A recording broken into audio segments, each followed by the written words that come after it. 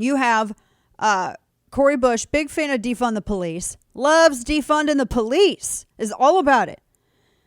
She wants to take people's tax dollars that they actually take and use for protection like police.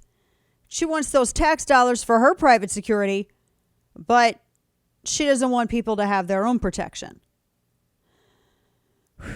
So that's pretty bad hypocrisy. And suck it up. I mean, there's our new campaign slogan. Right. Suck it up. That's her new slogan. She's like, oh, my life is threatened. Oh, tell me about it. What's that like?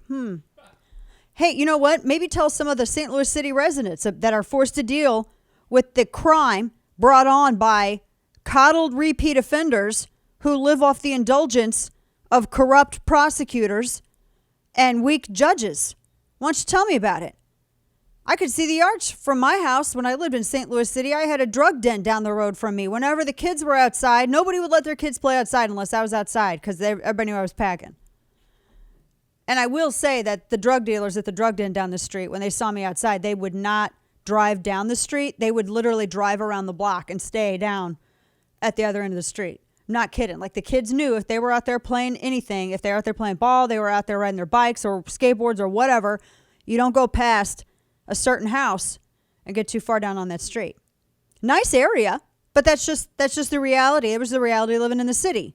And people like Cori Bush, they like to sit here and act like people in who live in cities and urban areas aren't worthy of being able to defend themselves with a firearm. You saw the same thing happen with one of the greatest natural rights heroes of our era, Otis McDonald in Chicago, who went to war with all those white trust fund socialists that run Cook County, Illinois, and ultimately the city of Chicago, all those Marxists, that Marxist den of snakes up there. And he went to war with those people and he won.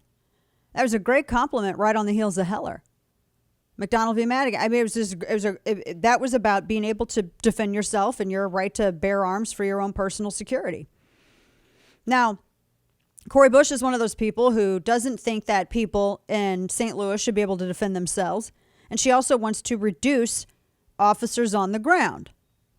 Now, what about the lives of St. Louis City residents who have to deal with all this stuff? Why is it that when I lived in St. Louis City, why should any of my neighbors, and I mean, we were because I know it's very important to the left. I think that we're the only white family on the street. That only matters to racists that are a part of the Marxist Democrat Party. Oh, no, that's not me being hyperbolic. That's not me being purposefully provocative with my language. That's me just observing basic fact. Why is it that all my neighbors, why do they have to worry about walking out to their car at night? Why do my neighbors have to worry about their grandkids' bikes getting stolen?